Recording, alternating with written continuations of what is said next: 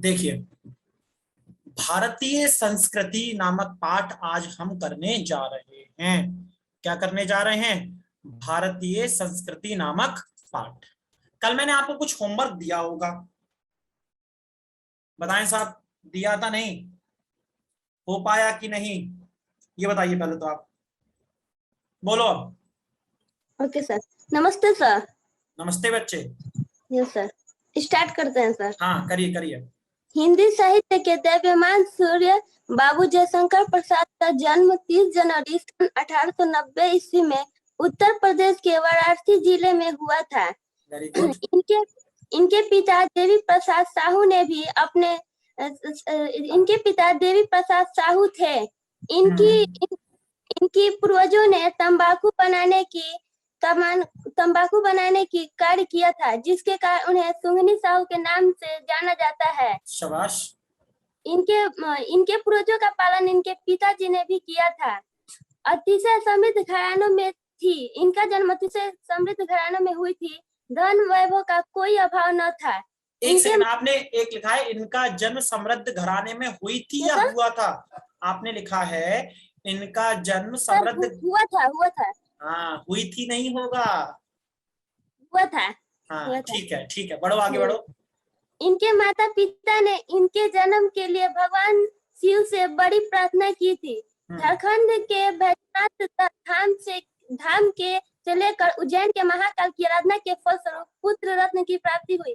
बचपन में इन्हें झारखंडी कहकर पुकारा जाता था। इनका प्रारंभिक शिक्षा का प्रबंध पहले घर पर ही हुआ, बाद में क्वींस कॉलेज में नाम लिखा दिया गया।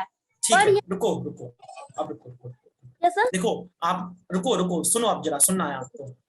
आपने अच्छा लिखा है, ठीक है, लेकिन 10th में क्या होता है ना, डिटेल में लिखने को नहीं आता, डिटेल में नहीं आता, शॉर्ट में लिखना होता है हमारे लिए। तो आपने जो लिखा है ना, अच्छा लिखा है, बहुत अच्छा लिखा है, और इसमें कोई खराबी नहीं है, लेकिन अगर हम इतना डिटेल में लिखेंगे तो ये डिमांड से ज्यादा हो जाएगा।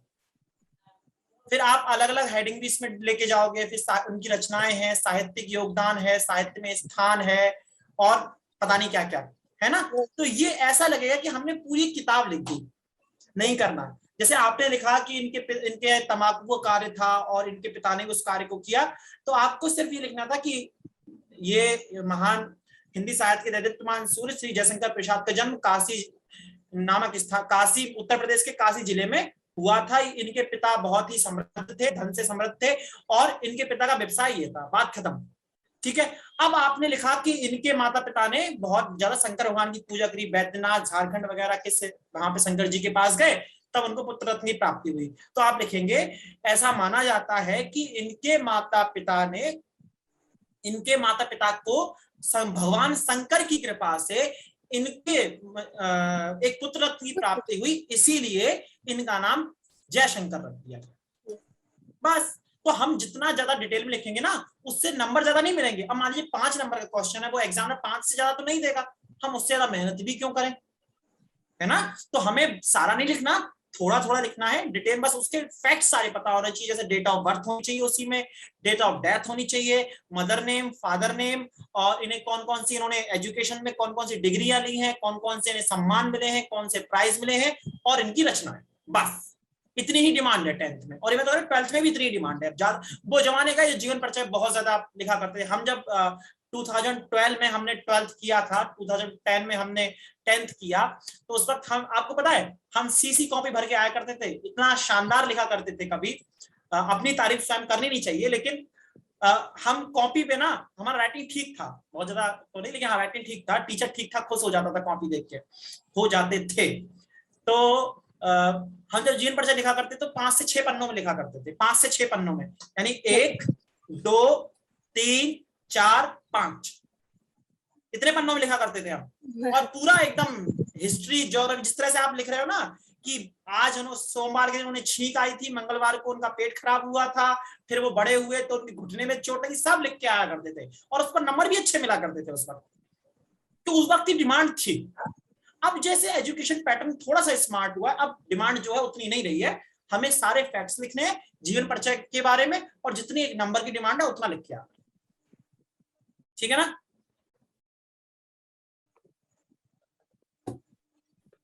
हो जाएगा। अब कोई ऐसा तो नहीं है, ये कैसा बेटा 2010 में तो मेरा जन्म हुआ था जब आपने 10th किया था, तो क्या सर? कोई ऐसा बच्चा तो नहीं बैठा है क्लास में होगा मेरा 2010 में जन्म हुआ था, जब आप कह रहे हो मेरा हाई स्कूल हुआ था तब हमारा जन्म हुआ था, ऐसा तो खैर कोई नहीं होगा अभी। सब 2002 और 3 वाले होंगे, 4 वाले भी हो सकते है ना, 3 4 ना, हाँ वही आइडिया है। ठीक है चलो अब पढ़ते हैं आगे। अब आज हम पढ़ेंगे भारतीय संस्कृति, डॉक्टर राजेंद्र प्रसाद का ये निबंध है ना। भारतीय संस्कृति के बारे में डॉक्टर साहब ने क्या कहा है इसको पढ़ेंगे, और जिस जिस हिसाब से हम जीवन परिचय पढ़ते हैं वो करेंगे, और बस चैप्टर खत्म, यूं हो जाएगा यूं। चलो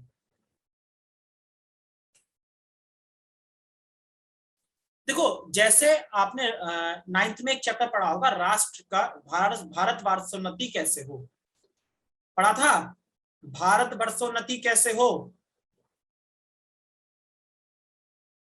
आपके में 11th में वो, भारतेंद्र हरिश्चंद्र का भारत वर्षोन्नति कैसे हो 11th में है, शायद आपके में नहीं है।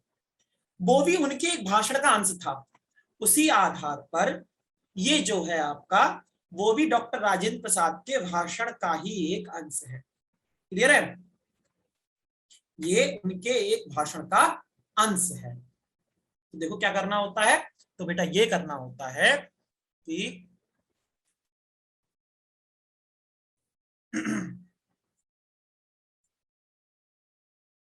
देखिए, अब सबसे पहले पाठ का सारांश देखते हैं। पाठ का सारांश देखेंगे, फिर पता चलेगा व्याख्या कैसे करनी है, और फिर हम सीधे उनका जीवन परिचय पढ़ेंगे और एक दो व्याख्या करेंगे। भारतीय संस्कृति डॉक्टर राजेंद्र प्रसाद के एक भाषण का अंश है। इसमें उन्होंने बताया कि भारत जैसे विशाल देश में जीवन व रहन सहन की विविधता में भी एकता के दर्शन होते हैं। विभिन्न भाषा, जाति व धर्म की मणियों को एक सूत्र में पिरोकर रखने वाली हमारी भारतीय संस्कृति विशिष्ट है।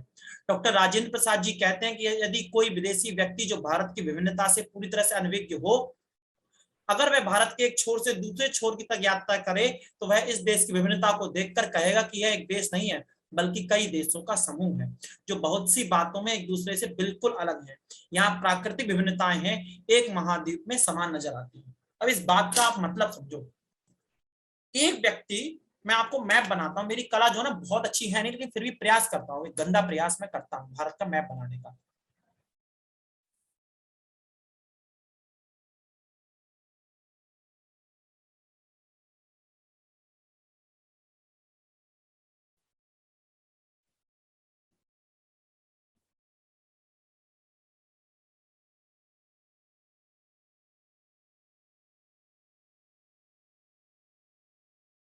ठीक है, ये भारत का मैप है।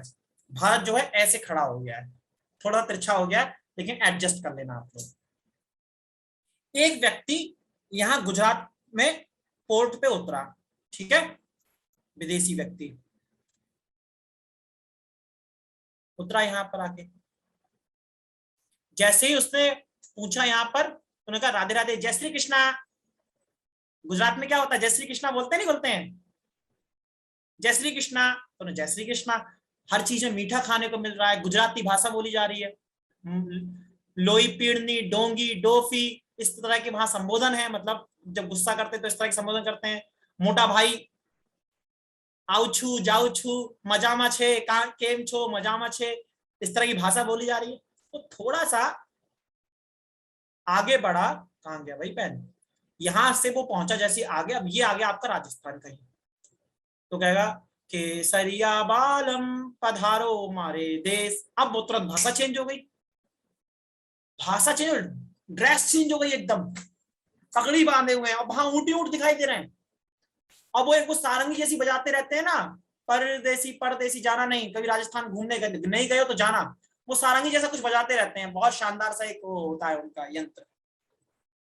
अच्छा, तो वो हो गया। फिर उसके बाद आएंगे हमारे, थोड़ा सा हरियाणा है, अरे तू कित जा रहा बापू, तू कित जा रहा, बिल्कुल भाषा अलग है। वहां पे पेल के मीठा खाया जा रहा है, दूध दही रबड़ी पेल के एकदम, पूरे दिन लड़के दौड़ रहे हैं, दूध खा रहे हैं, पानी पी रहे हैं, मक्खन खा रहे हैं, सब एकदम अलग। फिर उत्तम प्रदेश में आए, उत्तम प्रदेश यूपी, यहाँ पर आ रहे हैं कि आप क्या कर रहे हैं, क्या कर रहे हैं। वहां पर थोड़ा उधर पहुंचे गोरखपुर साइड में, भौकाल मचा रही है भैया, एकदम अलग ही रंगबाजी कर दी इस पूर्वीय भाषा में। एकदम यार ये है क्या, ये देश है, ये क्या है। फिर थोड़ा और गोरखपुर से आते ही वो भोजपुरांचल शुरू है, फिर भोजपुरी। तोहरा के बानी, तोहरा हम ये कह रहे हैं बाबू, तो वो बिहारी टोन शुरू हो जाएगा। और थोड़ा सा ऊपर जाके यहाँ पर नॉर्थ ईस्ट की लैंग्वेज, बोडो है, असमिया है, इस तरह की लैंग्वेज शुरू हो जाएगी। सेम साउथ से, नॉर्थ से लेकर साउथ तक है। तो यहाँ पर जब आप गुजरात से लेकर नॉर्थ ईस्ट में नागालैंड तक जाएंगे, तो बेटा इतनी भाषाएं परिवर्तित होंगी, इतनी बोलियां परिवर्तित होंगी, इतना खान पान परिवर्तित होगा, इतना रहन सहन परिवर्तित होगा कि इंसान देखकर चकरा जाएगा। यहां तक कि the structure of physical structure of human, वो तक चेंज हो जाता है। यहां पर जाकर के जो व्यक्ति, अब देखो यहाँ का जो व्यक्ति है वो सामान्य नॉर्मल है हमारी तरह, लेकिन थोड़ा सा वो सांवला होता है ना। यहाँ का थोड़ा सा, बहुत ज्यादा नहीं, हल्का सा धूप ज्यादा रहती है, इसी थोड़ा सा सांवला रहता है। यहाँ का आदमी भी थोड़ा रेगिस्तान। तो अब जैसे ही हरियाणा और पंजाब पहुंचे, एकदम गोरे गोरे लोग मिलना शुरू हो जाएंगे। उत्तर प्रदेश में भी ठीक ठाक लोग गोरे मिलते हैं, एवरेज मिलते हैं, मिश्रण मिलेगा। और जैसे ही वो बिहार में पहुंचेगा, बंगाल में पहुंचेगा, सांवले लोग मिलना शुरू। और एकदम नॉर्थ ईस्ट में जब पहुंचेगा यहाँ पर, फिर पगला जाएगा कि आंखें छोटी हो जाएगी लोगों की, एकदम नेपाली भाई जैसे होते हैं ना, चिंकी जिन्हें बोलते हो आप लोग, मैं जानता हूँ क्या क्या बोलते हो आप, बदतमीज हो आप लोग। किसी भी व्यक्ति की पर्सनल कमेंट हमें नहीं करना चाहिए, वो कैसा दिखता है, किस कोई लंबाई में कैसा है, चौड़ाई में कैसा है, इस तरह के शब्दों से हमें बचना चाहिए। तो उनकी आंखें छोटी हो जाती हैं जो पहाड़ी लोग होते हैं, और उनकी लंबाई कम हो जाती है। यानी अगर आप नॉर्थ से लेकर साउथ जाएंगे, ईस्ट से लेकर वेस्ट जाएंगे, तो आपको इस बात का एहसास होना चाहिए कि भारत एक वैविध्यपूर्ण देश है। भोजन, खान यानी खान पान, पहनावा, भाषा, निर्भाष, उपभाषा, बोली, निर्जाति, जाति, सब परिवर्तित हो जाता है। जो किसी देश में परिवर्तित होता है, वो इस देश में केवल, जो एक देश से दूसरे देश जाने में जो परिवर्तन मिलते हैं, वो इस देश में एक प्रदेश से दूसरे प्रदेश जाने पर ये उनको भावना हमें सामने आती है। ठीक है, आगे देखो क्या कह रहे हैं। यहाँ एक और उत्तर में बर्फ की ढकी हुई हिमालय की चोटियां बिल्कुल, और दक्षिण में एकदम समतल मैदान है, पेल के गर्मी पड़ रही है, पूरे दिन पसीना। मतलब बॉम्बे में और केरला में कभी ठंड होती ही नहीं है। सोचो ना, उत्तर में इतनी तगड़ी बर्फ पड़ रही है और बॉम्बे में कभी बर्फ ही नहीं, वो ठंडी नहीं पड़ती। वहां जाड़ों का टेम्परेचर नॉर्मल होता है 22, 25, बहुत ज्यादा कम हो गया तब। गर्मी को ठंड पड़ती नहीं कभी। अरावली, सतपुड़ा आदि की पहाड़ियां हैं, पश्चिम से पूर्व में भी भिन्न विषमताएं हैं। भारत में एक तरफ हिमालय से कठोर सर्दी, वहीं दूसरी ओर समतल मैदानों में जलती हुई लू, गर्म हवाएं और कन्याकुमारी का सुहावना मौसम भी है।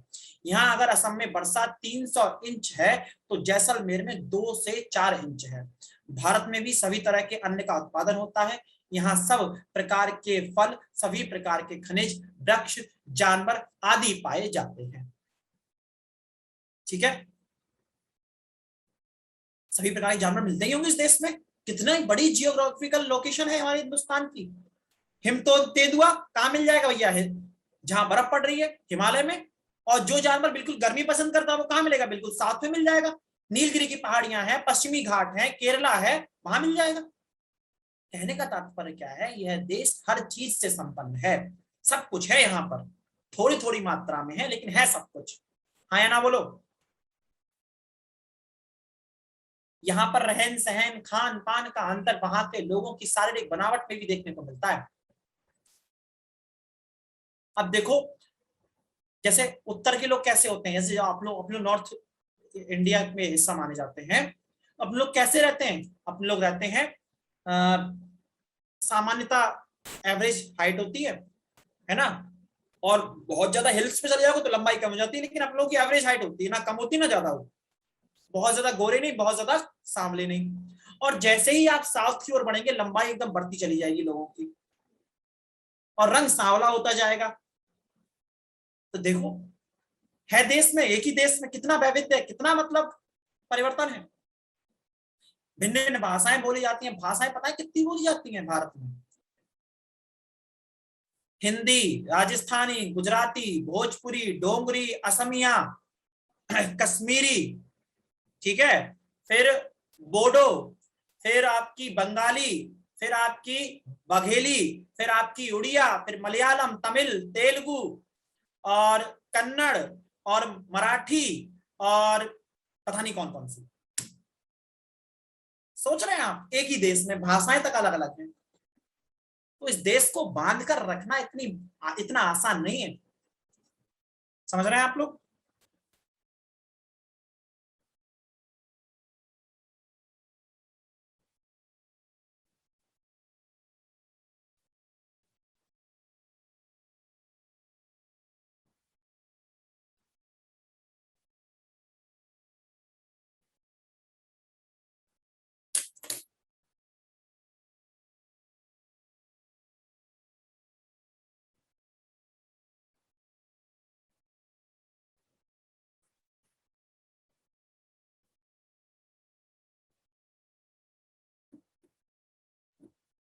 हाँ जी, देखें, परंतु सूक्ष्मता से विचार करने पर इन विभिन्नताओं में भी एकता नजर आती है। इन विभिन्नताओं में भी एकता नजर आती है। जैसे विभिन्न फूलों को पिरोकर सुंदर हार तैयार किया गया हो, भारतीय संस्कृति में व्याप्त विभिन्नताएं भी ऐसे ही फूलों मणियों के समान हैं। ठीक है, आगे बढ़ो। भारत की बहुरंगी संस्कृति की अनेकता में व्याप्त एकता किसी कवि की कल्पना मात्र नहीं है। वो ये कह रहे हैं कि ये जो आप इसमें इतना वेरिएशन देख रहे हैं, वो किसी ने कल्पना नहीं की है। ये सच्चाई इतनी ही है, इस देश की सच्चाई है ये। यहाँ पर इतने ही तरह के डाइवर्जन, इतने तरह के वेरिएशंस मिलेंगे। एक ऐतिहासिक सत्य है जो हजार वर्षों में विद्यमान है। भारतीय संस्कृति के विशाल सागर में गिरने वाली जाति, धर्म, भाषा रूपी आदि नदियों में एक ही रूप से वही जल बहता है जो भारत देश के अस्तित्व को कायम रखने में कामयाब है। वो ये कह रहे हैं, जिस तरह से भारतीय नदी गंगा निकलती है, हिमालय से गंगा निकली, तो उसमें यमुना भी मिल रही है, घग्गर भी मिल रही है ना, और सोन भी मिल रही है, चंबल भी मिल रही है। सारी नदियां जो हैं, कोसी, गंडक, सब गंगा में आके मिल रही हैं। सारी नदियां मिल रही हैं यहाँ पे आके।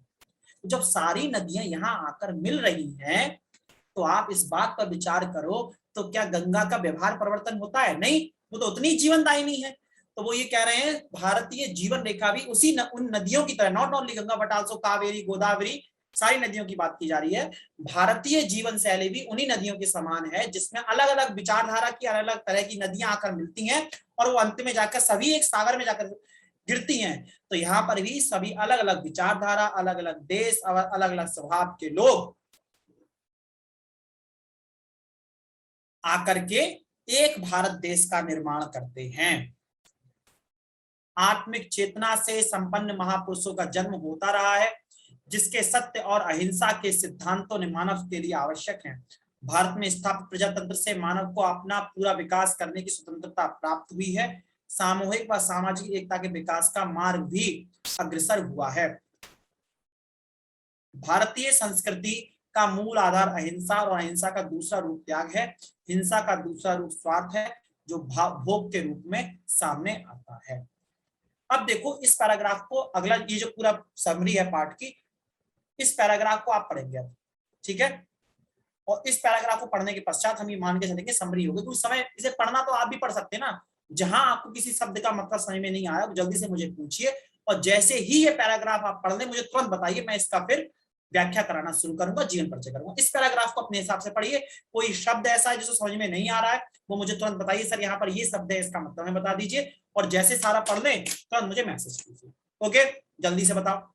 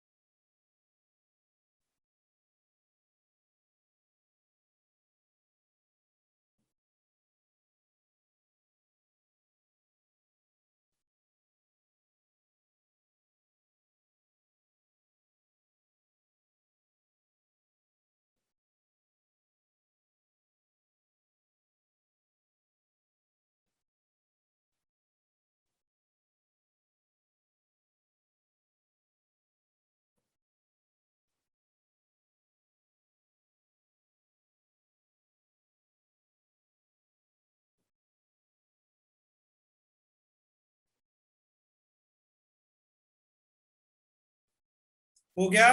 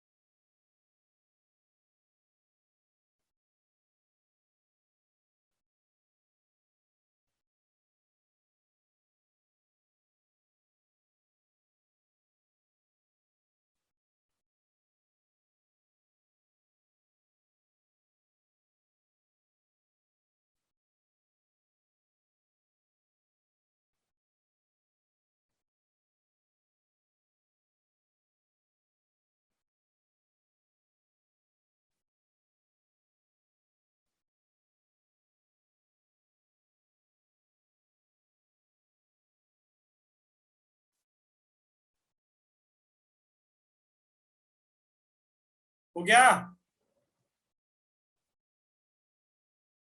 मीठी, आपका हो गया बेटा, जल्दी बताओ। फिर हम, कोई वर्ड समझ में नहीं आया हो, कोई शब्द ऐसा समझ में नहीं आया हो।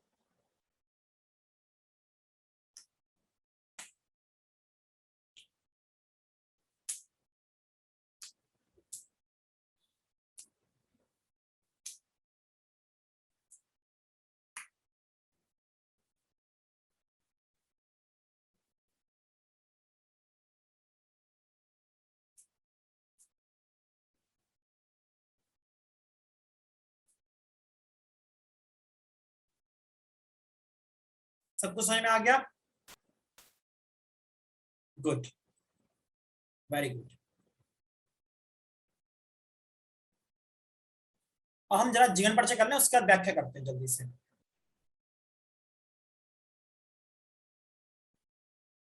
ठीक है, डॉक्टर राजेंद्र प्रसाद का जीवन का परिचय।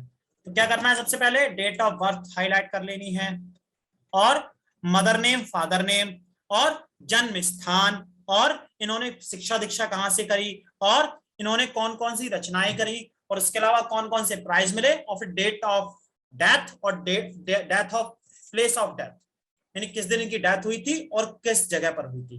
देखें भाई, प्रथम राष्ट्रपति थे, ठीक है, एक सादगी पसंद कृषक के पुत्र थे, एक देशभक्त राजनेता थे, वहीं कुशल वक्ता व श्रेष्ठ लेखक भी थे। सत्यनिष्ठा, ईमानदारी रोम रोम में बसी हुई थी। साहित्य में इनका योगदान बहुत स्पृहणीय रहा है। अपने लेखों और भाषणों के माध्यम से इन्होंने हिंदी साहित्य को समृद्ध किया।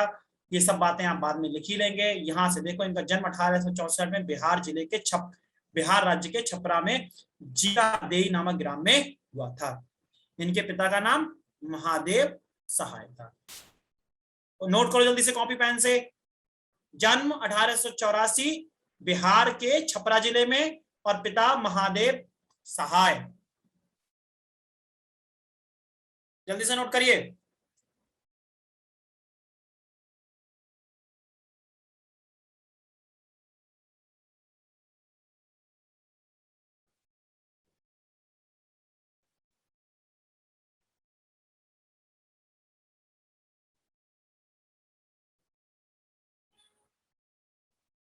हो गया, आगे बढ़िए। इनका परिवार गांव के संपन्न परिवारों में से एक था। भाई हल्के में मत लेना भाई, पढ़े लिखे लोगों का ऐसी थोड़ी पढ़ लिख लेंगे, जब तक पैसा नहीं हो थोड़ी पढ़ लिख लेंगे। कलकत्ता विश्वविद्यालय से एमए, यानी कैलकाटा यूनिवर्सिटी से एमए एलएलबी की परीक्षा उत्तीर्ण की। शिक्षा दीक्षा में नोट करना, परीक्षा में सदैव प्रथम आते थे। कुछ समय तक मुजफ्फर कॉलेज में अध्यापन, मुजफ्फर कॉलेज में भी इन्होंने पढ़ाया है। ये पटना कलकत्ता हाईकोर्ट के वकील रहे। इनका झुकाव प्रारंभ से ही राष्ट्र सेवा की ओर था। 1917 में गांधी जी के आदेशों और सिद्धांतों से प्रभावित होकर उन्हें चंपारण के आंदोलन में सक्रिय भाग लिया और वकालत छोड़कर पूर्ण रूप से राष्ट्रीय स्वतंत्रता संग्राम में कूद पड़े। क्वेश्चन ये आ जाता है कि किस आंदोलन के बाद से श्री राजेंद्र प्रसाद पूर्ण रूप से राष्ट्र की सेवा में लगे, तो उसका उत्तर है चंपारण आंदोलन। ठीक है, फिर आगे देखें।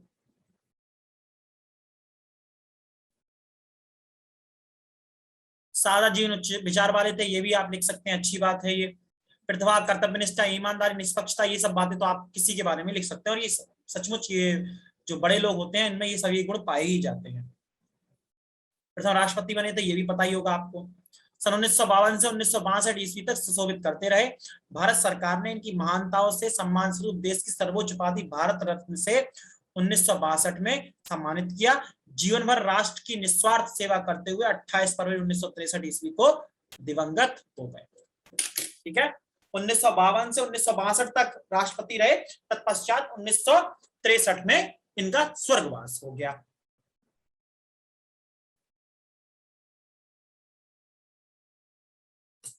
जैसे ही उधर से रिटायर हुए तुरंत एक साल बाद उनका देहांत हो गया।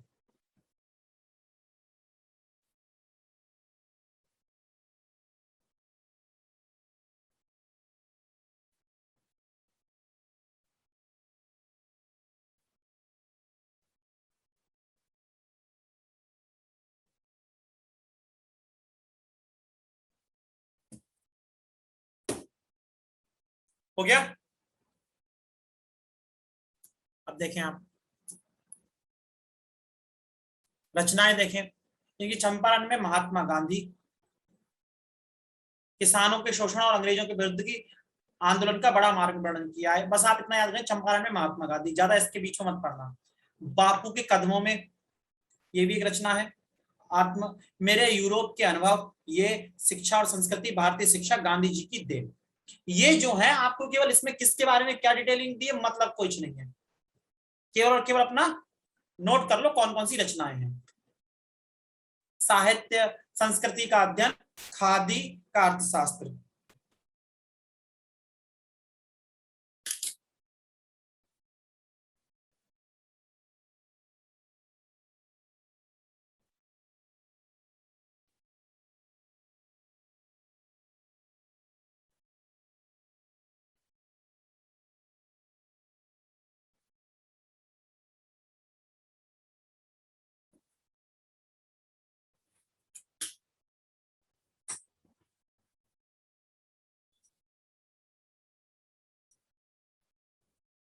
डॉक्टर राजेंद्र प्रसाद, साहित्य में स्थान आप देख रहे हैं, सुलझे हुए राजनेता होने के साथ साथ उच्च कोटि के विचारक, साहित्य सुधारक और कुशल वक्ता थे। ये सादी भाषा और गहन विचार के रूप में सदैव स्मरण किए जाएंगे।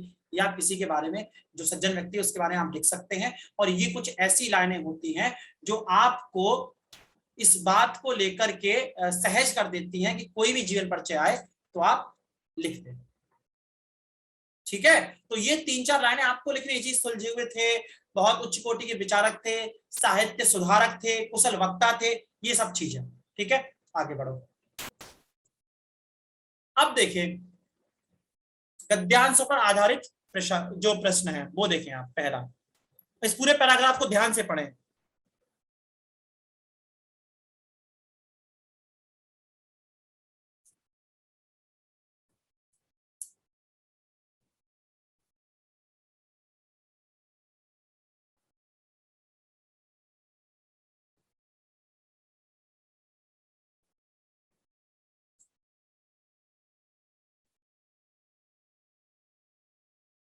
अब पहला देखें प्रश्न, प्रस्तुत गद्यांश के पाठ और लेखक का नाम लिखिए।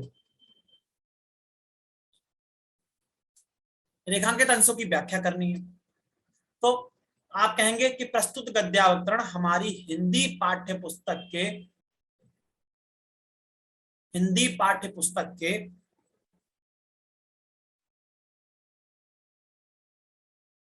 भारतीय संस्कृति नामक शीर्षक से लिया गया है। इसके जो रचयिता हैं या इसके लेखक हैं वो डॉक्टर राजेंद्र प्रसाद जी हैं। ठीक है, अच्छा, रेखांकित अंशों की व्याख्या देखें। अगर असम की पहाड़ियों से वर्ष में 300 इंच वर्षा मिलेगी तो जैसलमेर, आप प्रसंग लिखेंगे कि डॉक्टर राजेंद्र प्रसाद भारत के भौगोलिक, ऐतिहासिक, सांस्कृतिक, इन सभी वैविध्यता, इन सभी वैविध्यता का मतलब होता है वैविध्यता, जहां अलग अलग प्रकार की कई चीजें क्वालिटी मिले, है ना, कि एक तरफ मिल रहा है एक्स आम, दूसरा मिले वाई आम, एक तरफ हिंदी बोली जा रही है, दूसरा भोजपुरी बोली जा रही है। So many variations are there in my India. Okay, तो आप क्या लिखोगे कि उपरोक्त गद्यांश में डॉक्टर राजेंद्र प्रसाद भारत के सांस्कृतिक, भौगोलिक, ऐतिहासिक, भाषाई तथा वेशभूषा को लेकर जो भारतीय संस्कृति में वैविध्यता विद्यमान है उस पर चर्चा कर रहे हैं। अब व्याख्या करो। अगर डॉक्टर राजेंद्र प्रसाद कहते हैं कि अगर असम की पहाड़ियों में वर्ष में 300 इंच वर्षा मिलेगी तो जैसलमेर की तप्तभूमि भी मिलेगी। डॉक्टर राजेंद्र प्रसाद कहना चाहते हैं कि असम की पहाड़ियों में, एक तरफ असम की पहाड़ियों में 300 इंच तक वर्षा होती है, वहीं भारत के दूसरे हिस्से में बिल्कुल बरसात नहीं होती, वो एकदम तप्त होता है, वहां 2-4 इंच की बरसात नहीं होती है। कोई ऐसा, वो ये कहना चाह रहे हैं भारतीय भूमि इतनी संपन्न है, इतनी धनाढ्य है कि यहां पर ऐसा कोई अन्य नहीं है जो यहां होता नहीं है। ठीक है, कोई ऐसा फल नहीं है जो यहां पैदा ना किया जा सके। उनके आधार पर यहां सभी प्रकार के जो फल हैं, सभी प्रकार की सब्जियां हैं, सभी प्रकार की फसलें हैं। भाई देखो, यहाँ चाय भी होती है, गन्ना भी होता है, आम भी होता है, अंगूर भी होता है, सब कुछ है। सिट्रस फल भी होंगे, खट्टे फल, रसदार फल भी होंगे। तो कहने का तात्पर्य है डॉक्टर राजेंद्र प्रसाद भारत की वैविध्यता को लेकर बड़े ही मंत्रमुग्ध हैं। समझ में आया नहीं आया? इसकी व्याख्या आप कौन लिख सकता है? हैंड रेस करो।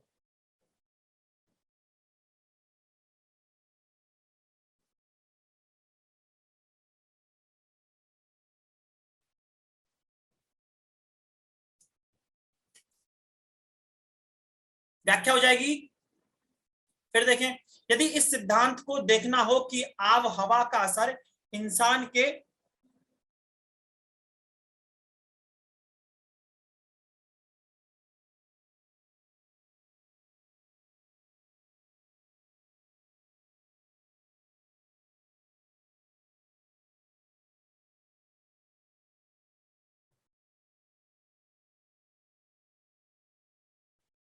रहन सहन, खान पान, वेशभूषा, शरीर और मस्तिष्क पर पड़ता है तो उसका जीता जाता सबूत भारत बसने वाले भिन्न भिन्न प्रांतों के लोग देते हैं। देखो, आप जैसा खाना खाओगे, जैसे कपड़े पहनोगे, वैसे ही तो आपकी पर्सनालिटी बनेगी। तो आप देखिए, जो लोग चाइना के बॉर्डर के आसपास रहते हैं, उनका खान पान चाइना की तरह है, तो लोग कहते हैं कि वो चाइना के आसपास के लोग हैं। ठीक है, ऐसे ही जैसलमेर की तप्त भूमि, अगर आप राजस्थान में जाइए तो वहां पर इतनी गर्मी है तो वो खाना उस तरह का खाते हैं जिससे उन्हें ठंडक मिले।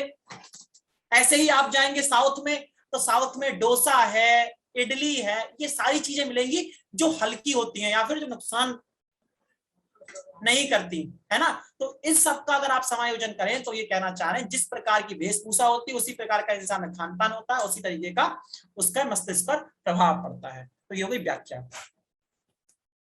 ठीक है, फिर अगला क्या है?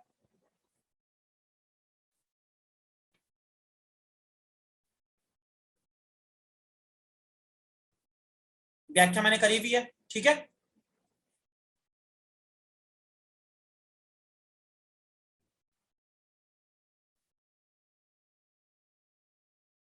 प्रस्तुत गद्यांश में लेखक क्या कहना चाहता है? तो आप कहेंगे प्रस्तुत गद्यांश में लेखक भारतीय संस्कृति में, भारतीय भौगोलिक स्थिति में जो परिवर्तन है, जो विविधता है, जो अलग अलग तरीके के प्रकार मिलते हैं, उन सब को समायोजित करते हुए इस बात पे हर्षित है कि भारत में सब कुछ विद्यमान है और भारत अलग अलग धर्म, अलग अलग जाति, अलग अलग भाषा और अलग अलग प्रकार की भौगोलिक स्थितियों के बावजूद भी एक सूत्र में बंधा हुआ है, एक सूत्र में बंधा हुआ है। क्लियर है? चलिए, तो मैंने आपको एक व्याख्या करा दी है, ठीक है, और आपको मैंने जीवन परिचय करा दिया, पूरे पाठ का सारांश करा दिया। पाठ के सारांश कराने का तात्पर्य यह रहता है कि आपको पूरा पाठ एक चुटकी में समझ में आ जाता है। तो वहां मैं लगातार एक मोनोलॉग करता हूँ, मैं लगातार एकालाप करता हूँ, उससे आपको ये आसानी होती है कि आप समझ जाते हैं चीजों को, है ना, कि भाई कैसे मैनेज करना है। जब आपको ये समझ में आ जाता है तो इसका फायदा ये मिलता है कि आपको व्याख्या करने में वो शब्द मिल जाते हैं जो जरूरी हैं, आपको वो वर्ड मिल जाते हैं जो जरूरी हैं, और आपको बिना पाठ को पूरा पढ़े, पाठ को किताब से नहीं पढ़ना, बस मुझे वो 15-20 मिनट का जो मैं सारांश बताता हूँ वो सुन लो, तो आपको आइडिया लग जाएगा इस पाठ में क्या है ना। तो हमारे लिए सबसे ज्यादा बेहतर तरीका यही होता है कि किसी पाठ को सबसे पहले किताब खोली, उस पाठ को पढ़ सकते हैं, वेल एंड गुड, पाठ को एक बार पढ़ लिया क्लास में आने से पहले, फिर उसका सारांश जो मैं बता रहा हूँ वो सुन लिया, और वो दिमाग में बैठ जाएगा सारांश आपके, फिर पाठ द्वारा नहीं पढ़ना। फिर जीवन परिचय पढ़ना है, जीवन परिचय में क्या करना है, जो मैंने बताया था, date of birth, date of वो मदर नेम, फादर नेम, जन्म स्थान वगैरह वगैरह आपको कई बार बता चुका हूँ, वो आप नोट कर लिया, जीवन परिचय आपका तैयार। फिर कोई भी 2 व्याख्या है, एक व्याख्या मैं क्लास में कराता हूं और एक व्याख्या आपको जो इतना बड़ा नोट्स दिया उनमें से कोई भी एक व्याख्या अपने आप को आपको उसमें से पढ़ना है। तो एक व्याख्या मैंने करा दी एक्सप्लेन, एक व्याख्या आपको खुद पढ़नी है और दोनों व्याख्या अपने नोट्स में कर लेनी है, और फिर नोट्स को कर देना है बंद, आपका चैप्टर कंप्लीट। अब आप कोई भी व्याख्या कर सकते हो, जीवन परिचय भी कर सकते हो, पाठ की वो व्याख्या आ जाए जो आपने नहीं करी है वो भी कर लोगे आप, है ना, बढ़िया मजेदार। ऐसे पढ़ाते हैं स्कूल में टीचर? नहीं, ऐसे नहीं पढ़ाते। वो क्या कराते हैं, वो ऐसे इमला लिखवाते होंगे, हाँ भाई लिखो जीवन परिचय, आपको बोलते हैं अभी अनम्यूट करते हैं। हाँ जी बोलो बेटा जी। सर हमारे यहाँ जो है कि गांव का ना क्षेत्र है, तो वैसे टीचर लोग नहीं पढ़ाते हैं। अब टीचर यूपी स्कूल में आते ही नहीं है? नो सर, यूपी के बलिया जिले के छोटे से गांव है सुखपुरा, वहीं से हम हैं सर। सिटपुरा से? हाँ सुखपुरा से, ओके, इसीलिए। तो ये तो बड़ा मतलब नहीं, इस वक्त बेटा, इस वक्त खैर चलो कोरोना से स्कूल नहीं खुल रहे थे, पहले भी क्या टीचर नहीं आया करते थे आपके स्कूल में? सर नहीं सर, 9th-10th से तो एकदम बंद ही है। तो आपके यहाँ बेटा टीचर्स नहीं है या फिर टीचर आते नहीं है, तनख्वाह घर बैठे लेते हैं? सर जानते हैं टीचर मतलब उतने पढ़े लिखे जानकार नहीं है हमारे यहाँ। ओहो, बड़ी समस्या है। तो आपका प्राइवेट स्कूल गवर्नमेंट है बेटा? सर प्राइवेट है। प्राइवेट है, अच्छा अच्छा अच्छा, हाँ तो भाई उनके पास तो टीचर ही नहीं होंगे, नहीं अगर गवर्नमेंट होता फिर टीचर घर बैठे तनख्वाह ले रहे हैं तो फिर ये स्थिति खराब थी। खैर कोई बात नहीं, हम है ना, हम आपको सारा पढ़ाते हैं, ठीक है। सर ग्रामर में कोई मतलब बता देते, कोई टीचर अच्छे होते जो थोड़ा ग्रामर करा देते हैं, English grammar. English grammar? Yes sir. तो इंग्लिश ग्रामर के लिए तो फैकल्टी अपने आप पढ़ा तो रही है सर, वो पहले आपको एक लिटरेचर कराएंगे, उसके बाद ग्रामर कराएंगे, अच्छा ठीक है। तो चलो अब मैं क्लास को एंड करने जा रहा हूँ, तो आज थोड़ा मैं थक गया हूँ, तो कल मिलते हैं अगली क्लास में, ठीक है। चलिए, गुड नाइट बेटा।